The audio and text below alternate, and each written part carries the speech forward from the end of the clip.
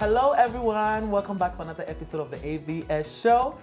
Coming straight to you from New York City. Thank you once again for tuning into our channel. Make sure to subscribe, and throughout the entire show you can join the conversation by dropping your comments below. AVS show want to say thank you for your support by giving away $250. Yes, it's still giving back season here at the AVS show. We are giving away $250.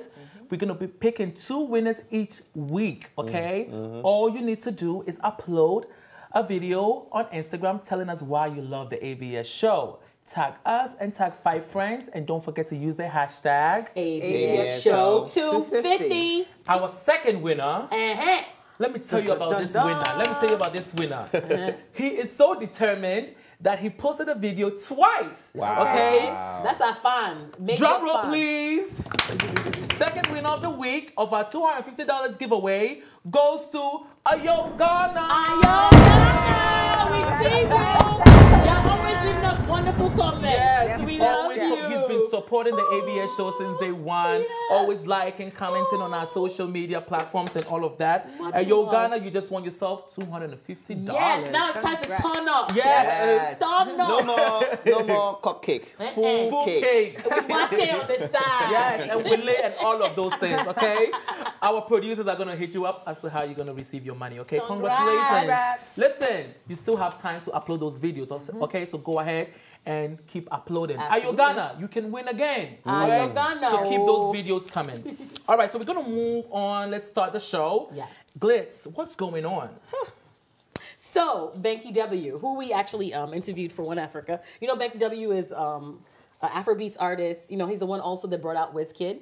So, you know, he's major deal. So he announced that he will be running for House of Representative under the MDP, the Modern Democratic Party, which sounds a little bit better than... There's something different. I didn't know there was even something different than PDP and ADP. The main two. The main two, APC.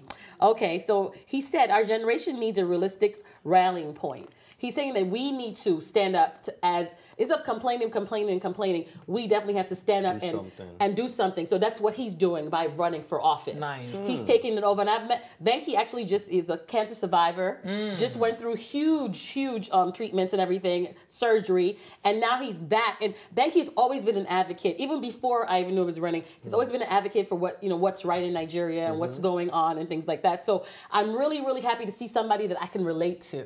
Because I feel a lot of the leaders in Africa are not relatable to me personally. You know, not that age is anything there, but it's really great to have somebody that's both on, like, right in the middle. So, because he can relate to the younger kids, he can relate to us and the people that are older. So it's really, really empowering.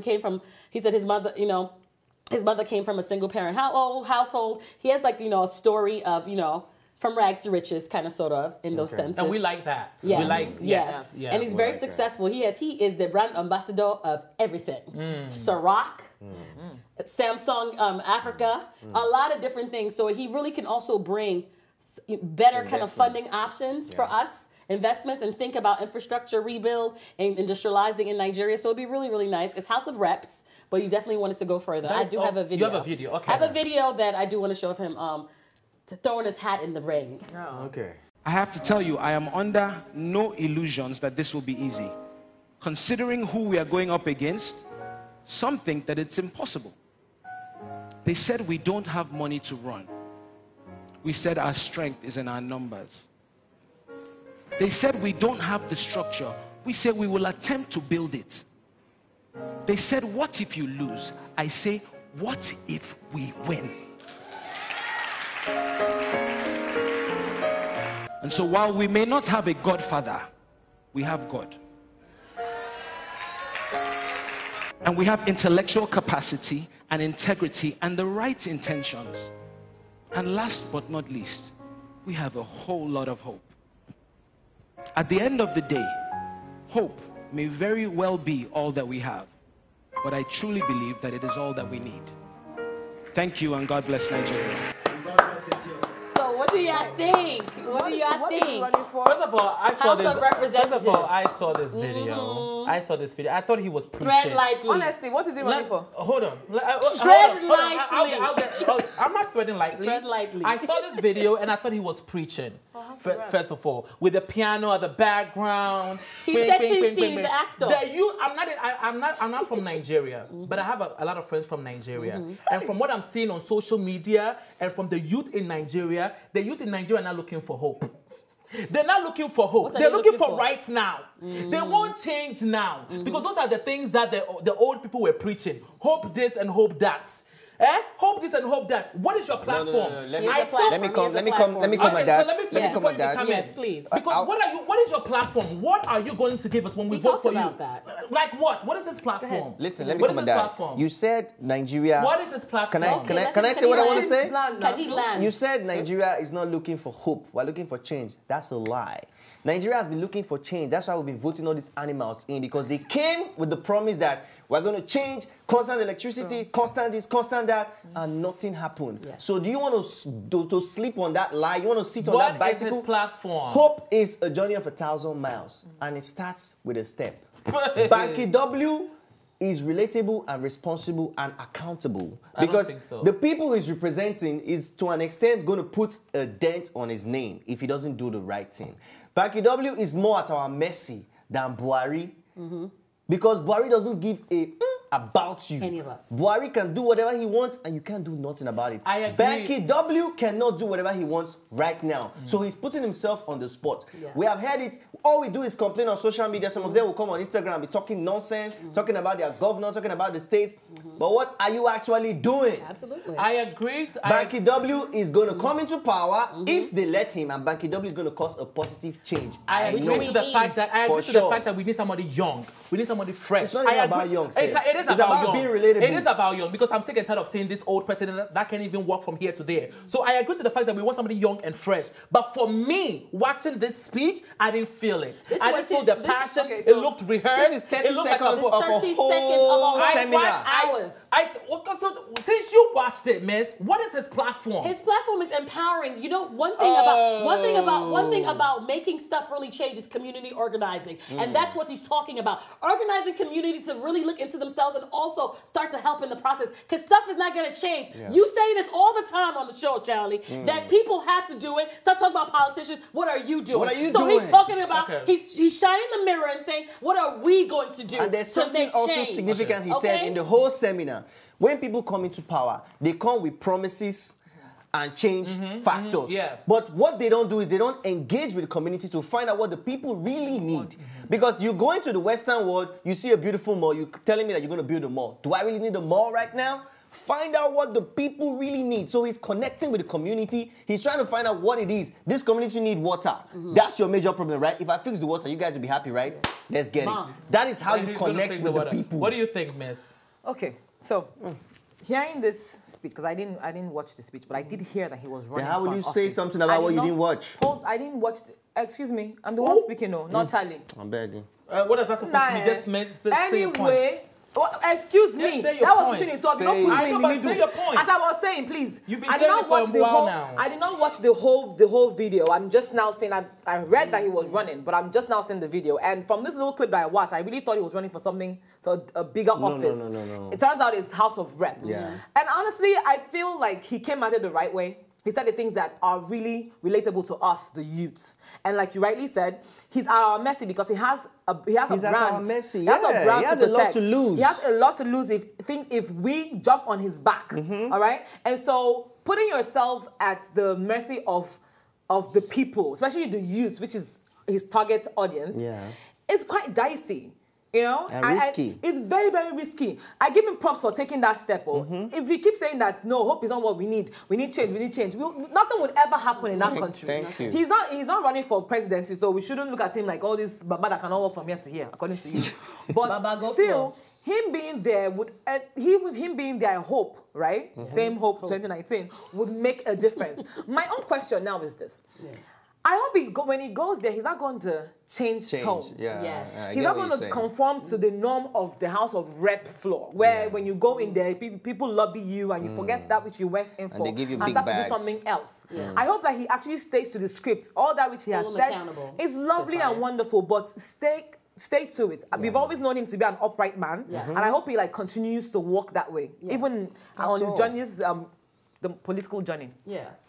It's your country, so I'm just stating my opinion. But Charlie, we can't keep looking at things like that, though. Well, Either way, Ghana is next to Nigeria. Okay, whether it's my country or not, if a war starts, it's going to extend to Ghana. You know that, right? One African thing. Not everybody believes in that. We got to start believing it if we're really going to see anything happen in Africa. Okay, so good. So I hope that works for you. What I'm saying is, by watching it, I didn't feel it. I didn't feel it. It felt very rehearsed to me because there's been a lot of examples of people going into politics to get some of their share of the money. So I really hope this is not the case. It's not. Yeah. Because Banky W's music is not, nobody's buying, that music anymore. So now he's venturing into politics. Venturing into politics to get some money. So I just hope to get what? The Banky W is in a 10-year how many year contract with One Africa? Are you serious? 10 years is almost up. Okay, it's not about One Africa. Banky W has albums. So everything. I hope just the same way that he hoped to give you hope. Hope what? I hope. You hope what? I hope that what? he's not trying to do it for the money of it. For the money. How much money House of Representatives paying? It's good that you're hoping that. You said that he's climbing up. One thing, how much money is House of Representatives you wouldn't take from him is the fact that he actually is talented.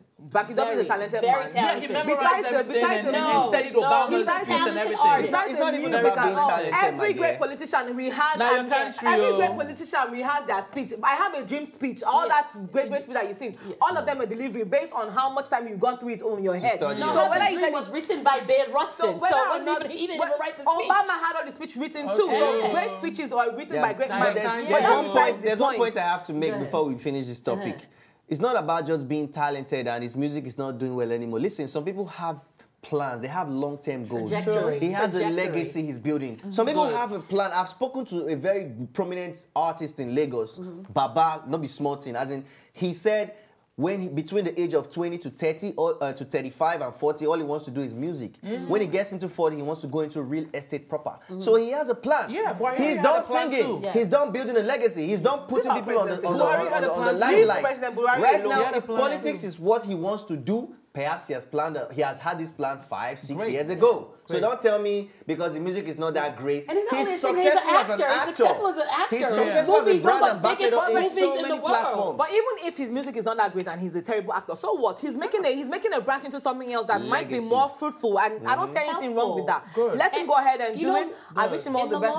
In the long run, we really just want something that's different for Nigeria. Let me just say it in that thing. We want something different because the same is not working for us at all. Since 1960. So, hope, we are there for you. That's what happened to Trump, though. They wanted something different, and we did get something different. Don't compare Trump. I'm comparing the fact that you wanted something different, right? So that's what I'm going to get. Not everything that glitters. I will package you later about presidents. Go vote for him. And I hope Hillary that he delivers. He will deliver.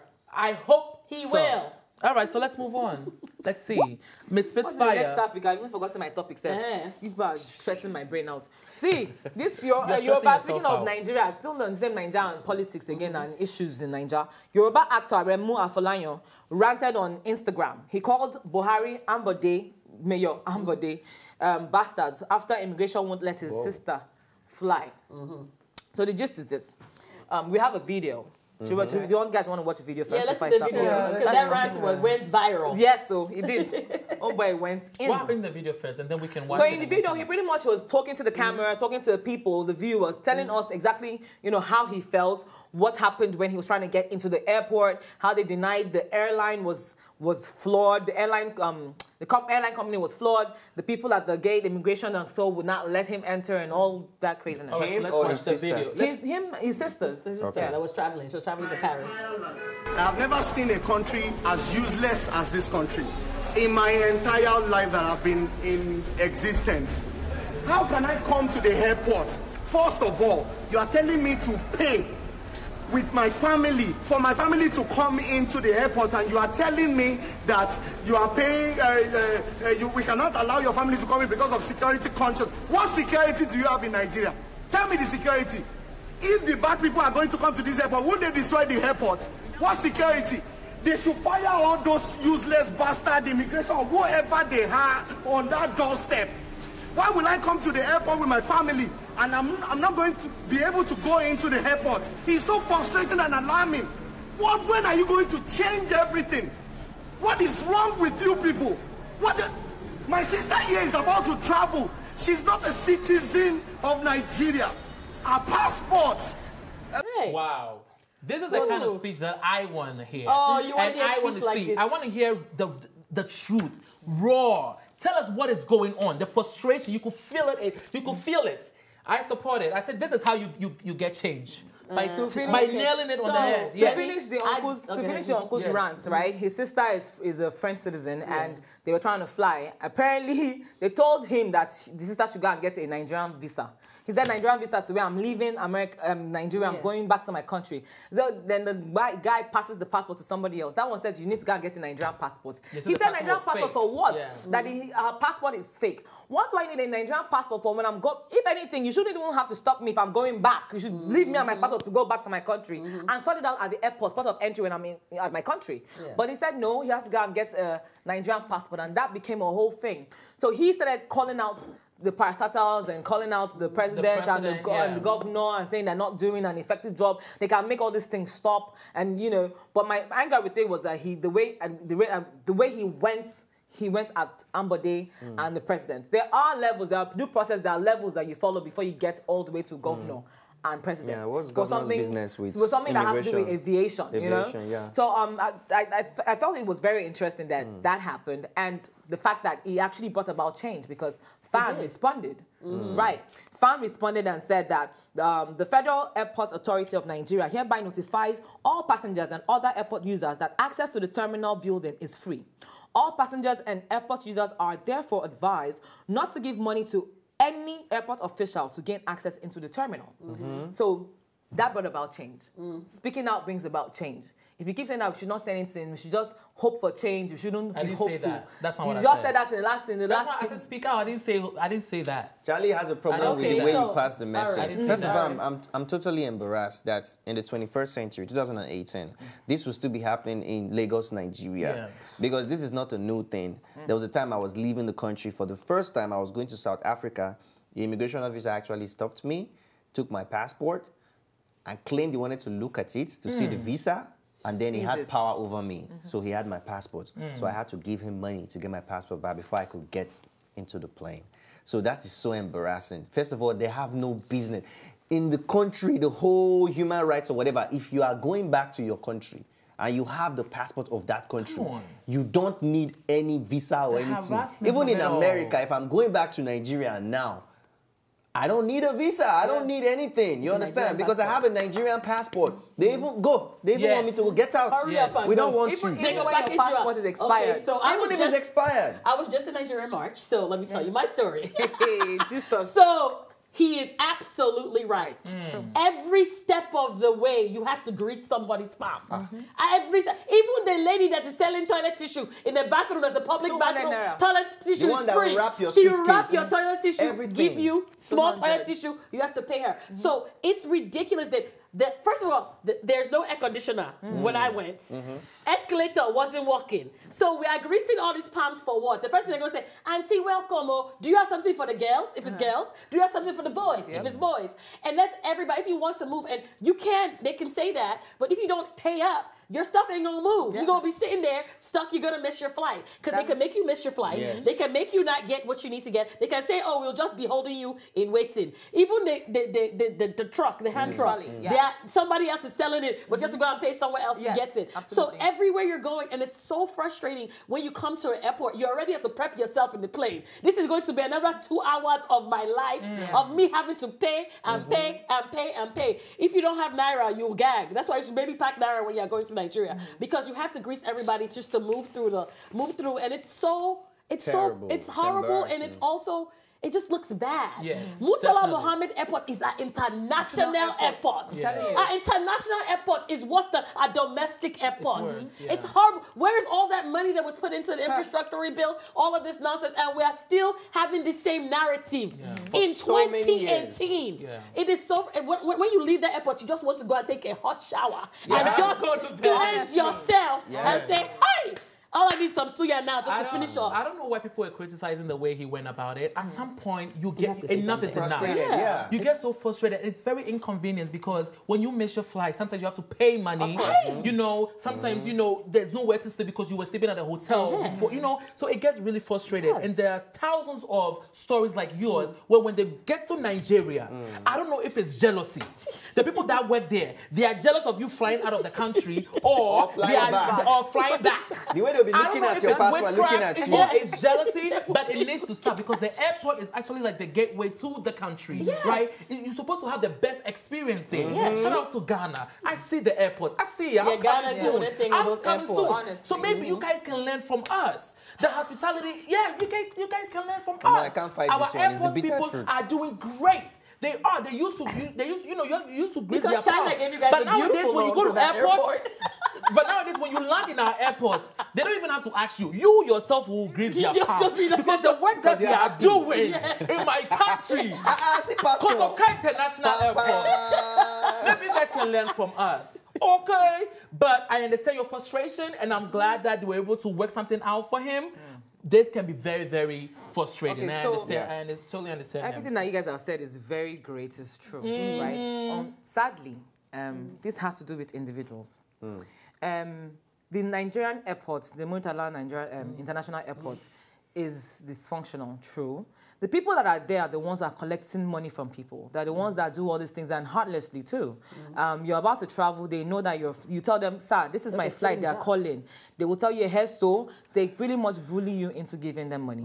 In his case, his sister missed her flight and they had to pay 160,000 naira to change flight ticket, which is quite unfortunate because you won't let them gain entrance first. It's like a string of delays up until you get on the flight. They're trying to make your life miserable. When I was, last time I went there, it was a whole thing. That's before they changed the checking in process. You have to go through one person's desk to go through your bags, and you go to another person's desk. And the whole time you're going through your stuff and they're asking you questions and telling you, what is this, what is that? Bring these things out. Then even when you go to weigh your luggage is, they've tweaked it that your luggage it looks heavier, it reads heavier than it actually is. So basically corruption. So they just keep doing all, and it's they don't get paid. It's not even the people, it's not the companies that are doing it, it's the people in the company, because they're underpaid, hunger, starvation in the country. There is we say there is no jobs, but the jobs that they're doing, they're not getting paid well. So they have families. They're listening. They have families. So let us stop the greed. The greed is eating into our very marrow. It's our own cancer that is eating us up from the inside. This greed that everyone is displaying, from a toilet to the bathroom to the baggage claim to even on the streets, market pepper seller, they will see something. They will see you that you're flashy. Mina, if you go to Nigeria as you are, so they will knock you bill. I'm telling you, something that is 200 naira, they'll tell you it's 2,500 naira ma, and they'll still say, okay, give me 500. So it's not fair that we're all greedy. We need to stop this greed. Love ourselves. Let's help each other grow. See how he's talking about Nigeria? That change will come.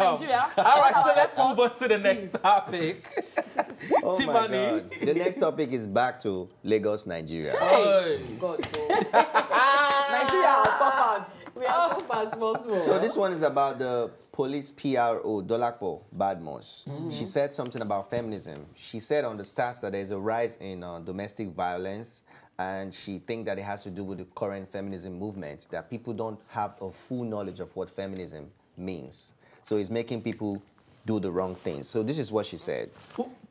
She said, so what is all this about feminism and feminists? I think a lot of people, especially women supporting feminism and claiming feminism, doesn't even have deeper knowledge of the word feminism. Feminism shouldn't drag you to a point of having marital problems. Please. Women are now claiming equal rights with their husbands and their families. Center cannot hold again. Before you begin to claim and join the movement, kindly understand what it connotes. It means a girl child. As a girl child, you have equal right to education as the boy child. You have equal right to place of work as the boy child. Equal right to position as your male counterparts. Yes, you even have equal right with your husband. But in exercising your right as a wife, it must be with all sense of humility and submission to your husband. African men are trained to take charge. Allow your husband take charge of the home. Stop dragging equality with your responsible husband. I have a feeling feminism has brought about too many domestic violence cases. Please, all men should note that on no account should they assault their wives, and also wives are not allowed to do the same to their husband. It's criminal to do such. I think a lot of people are getting these issues of feminism very wrong. So what do you guys think about it? Yeah, she is. But I don't understand what speaking up for yourself has to do with I mean, it's two different things that she's talking about. Well, feminism does not mean that you can't speak. Feminism does not mean that you can't speak up if you feel like something's going wrong in your marriage or home. That's not what she's talking about. What she's talking about is domestic violence. She I know DV is up, but the woman is talking, is expressing something to her husband or not doing something that he wants her to do. What she's saying, you can talk, but don't slap because you are now doing feminism movement. But people get slapped because they talk. I mean, exactly. So if somebody attacks me, I just stay there and sit there like, go to head. You're not getting it right. But what she's saying is what we are trying to break. We are trying to break the society norm of these African men thinking that they are above the women. Because she mentioned the submission thing again. Yeah, she mentioned it again, and that's what is killing a lot of our women in Africa because of the word submission. Even if your husband is cheating, your husband is beating you, your husband is yelling at you, abusing you financially, sexually, still submit. And that's what she's saying, and that's what I disagree with. Yeah. Women these days are not taking this anymore. No. They are getting into schools, they are working, they have no reason for you to be yelling at them and in the name of submission. You know what? You guys understand what I'm saying? Because she's being contradictory. That's what I was trying to say, because she's saying that women should not... women have a wrong understanding of feminism. They think feminism is a fight back instead of a fight for equality. But at the same point, she's saying you should be submissive. So I don't know feminist movement has led to increase of domestic violence. No, that's not the reason why the increase of domestic violence is increasing. There, right? The reason why it's increasing. Social media, so we can upload it. That's why you see more instances of it in everywhere. Let me make my point. So she's saying that feminist movement has led to increase of domestic violence. Lady, if you are watching, you need to go back and do your research because it is totally wrong. The reason why it's increasing in Lagos State is not because of feminism. It's because these men don't understand that you cannot lay your hands on anybody. You cannot do it. You cannot abuse your wife. You cannot have sex with your wife when your wife is saying no. You cannot do it. So preach to the men. Preach to the women who are abusing other men as well. So it's not feminism. You got the whole feminism wrong. And you're a cop? What school did you go to? You know, it's funny that you said that because I'm looking at you like you are trying to correct our notion on feminism when you got it wrong. Yes. You can't correct someone on something that you're stating in reverse. Feminism, yes, it's about equality across the board. When it comes to the male and the female, even in your marriage. So me and Charlie go to work, we come back, we work 8 hours, we both strolling. Charlie goes into the house, puts his feet up on the chair and starts to watch TV. I'm running helter-skelter, trying to get the food ready, trying to get the kids ready for bed, and he's just sitting down there. So if I tell you, Charlie, as a Nigerian African man, Charlie, wash the dishes. Not help me. Problem. I shouldn't have to ask you to help me with your children. Yeah. Right? Something that you should want to willingly do. But say, Charlie, the kids are running around. Can you do that with get them ready for the bed while I get food ready? Yeah. African man will carry you, put you in between his legs and punch all your lights out. How dare you? I am the man of the house. So you being the man of the house means you just go to work and come back, which is exactly what I do. And then make babies. Yes. That's it. And this idea of women letting men lead is not mandatory. They do it because they want to do it. The women do it because, at the end of the day, it's a household, right? Somebody has to lead, right? There can't be two leaders because then they will clash. Of course. So the women want... Some women want that. They want the men to feel like a man and to make certain decisions. But women are still the neck, and without the neck, the head cannot move. But why does you letting somebody lead make them feel like they're more important than anything? You know, in those sense. I feel like and gender also role is an issue. It's a gender role thing. Who's teaching these young boys this nonsense? Number one, because this is not something that you are born. Oh, you are the leader. You follow the leader. No, you're not born like that. This is conditioned. This is like historical. This is coming from their father and their father's fathers. So who is teaching these men that notion that you are the leader? It's society. It's society, exactly. But she needs to talk about when she's talking as a person who people listen to.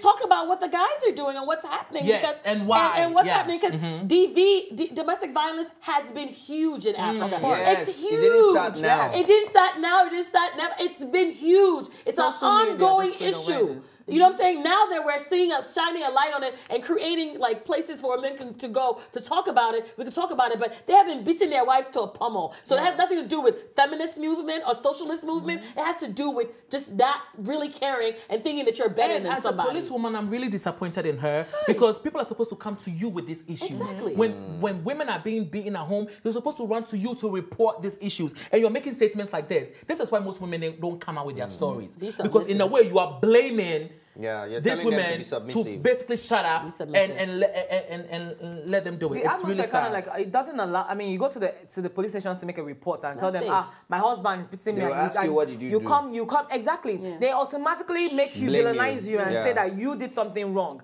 When maybe you didn't even, maybe he came back drunk and said to beat up on you. But they say it's your fault, madam. If for cook man clear road for him, what do you mean? So like if police like supposed to shelter or protect us says that, who do we then call? I'm disappointed because normally men, we'll see a man coming out making this story statements, but as a woman, you should know this. You should know this. I'm really disappointed. Her summary is totally wrong. Wrong to say that feminism is the reason for increased domestic violence. That is totally wrong. Based on what? I don't know where she did that survey. Yeah. Who collected that data? We have to move on. We have to move on to the next topic. Governor Okot Abado was arrested this past week, after the police raided his home and found 8 guns, fraud bank statements, and a lot of electronics in his house. So he got I don't know if it's like maybe TV, air condition, a lot of I was going to say Yahoo. No, this is not Yahoo. So this happened in Nairobi. So got arrested. Can we just applaud because we don't hear stories like this of governors being arrested. So when I heard the story, I was like, yes, Nairobi. They raided his home, found this item. They've been watching him for a long time, right? And this happened. So what do you guys think about? So what is he running in his house? A gunslinging operation? Maybe he's a gang person. And he's there's gang stuff in Africa. Let's not lie. It happens a lot in Africa. They were investigating him for some time now over questionable amounts of $2 billion in their money. I don't know. In Nairobi money, $2 billion. And when they raided the house, they found the bank statements and all of those things. I went back. I went back to research more, and he was released on bail. Of course. But releasing on bail doesn't mean you're free. You still have to come back to court and stuff like that. And they're burning people for stealing Gary. Okay. You know what I'm saying? Like, does that make any sense? No. I want us to focus on the fact that the police system at least is working in Nairobi, getting him arrested. Yes, that's true. And coming on to books. We don't really know that though. Yes, it can be a setup. You can look at it different ways. Okay. It can be that the police system is working in Nairobi in Kenya. It could also be that it's a setup from the opposition. It can be maybe, it could be a vast majority of number of things. Just saying that the police got him and then he's out on bail already, may you know that he guns. I'm pretty sure they run those guns. Okay, they don't do running of guns. Everybody has a right to bail. But they run in, they probably have like bodies on. Even a common civilian, when he's arrested, you have a right to bail. Except the judge says denies it. Yeah. So maybe he had a right to bail. But I looked into him. He's strange. First of all, he's really educated. He has his master's degree, a bachelor's degree in management and all of those things. Oh, what school? A while ago, he was in jail over a murder case. What? Yeah, he murdered the girl. Yes. Okay. We covered the story here where he murdered his lover for being pregnant. Okay, so good. Yeah. So he was in jail. Yes, he's the same guy. He was in jail for a month over a murder case, and the pre-trial is set to happen in 2019. Yeah. So this is like a double offense. Why is he still out on bail? What judge? Okay, so now I understand why you were making those faces. Yeah. What judge granted a bail for somebody that is like under with so much crime? Yeah, with so many crimes. It also goes back to maybe the power that he has as a governor, and I was rooting for you. I was rooting for you. When they want to grant you bail, they grant you bail based on the fact that you're not at flight risk. You don't have the means to. You have something that keeps you grounded. Run away. Yes. Yeah. In his own case, he's a known offender. He's been related to. He's a suspect. He's been tied to an ongoing murder case for that matter, and then coupled with the fact that now they found him in the possession of like 8 firearms and fraud. How did he make it out on bail? Let me tell you why, because he's a big man. He was already rich before he got into politics. So he has power, he has the money. Oh my goodness, you tricked me, Governor.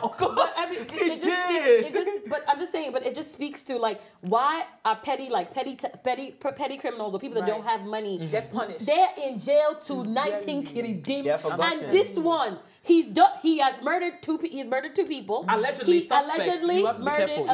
murdered a woman and his child, and a child and the baby, which was his girlfriend, allegedly, right? And then now you went to his house and you find arsenal. You find you could do war with the stuff in his house. There's money, there's electronic goods, and he is now out on bail again. I hope it's that easy when I do my crime. People were commenting I hope it's easy. People were commenting about the fact that he had guns in his house because they have the right to bear arms. Yes, you have the right to bear arms. Yes, 1 or 2 guns is fine. But 8? What are you fighting? You fighting for the whole world? What do you need 8 guns for? And it just goes. The other show, you made a statement the other show. We had an episode where you said, I asked you where these criminals get their guns from, and you did say that sometimes they get it from the police, and in this case they might be getting it from the governor. They are producing these guns to the street boys to go do their dirty work, sell crack, all those things, and come back with the money. Oh my God! The politicians are the ones that fund. You know when you hear they seize the container coming in at the ports and they had guns in there. They're the ones that fund it because remember elections is coming up. They also fund all these ammunition, and stuff like that. Even some of the bombings that happen in the north, they are all orchestrated by the politicians. Strategic bombings and everything. They fund them.